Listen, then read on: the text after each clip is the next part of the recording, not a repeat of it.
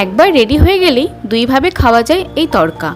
প্রথমে ছোলার ডাল আর তড়কার ডাল ভালোভাবে মিশিয়ে ওয়াশ করে ওভারনাইট ভিজিয়ে রেখেছি। সকালবেলায় সেটাকে জল ছাড়িয়ে রেখেছি। এবার কুকারে লবণ, হলুদ, সর্ষের তেল আর জল দিয়ে 2 থেকে 3টে সিটি দিয়ে সেদ্ধ করে নেব।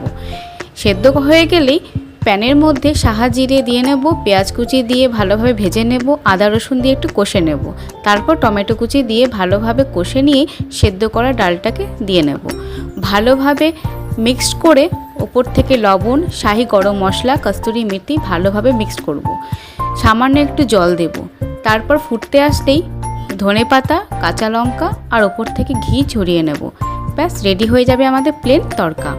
এবার যারা এগ তড়কা খেতে চায় শুধুমাত্র ডিমের ভুজিয়া করে তার উপর তড়কার ডালটাকে দিলেই মিক্স করলে রেডি হয়ে যাবে আমাদের এগ তড়কা। খুব টেস্টি, খুব ইজি, অবশ্যই তোমরা ট্রাই করো।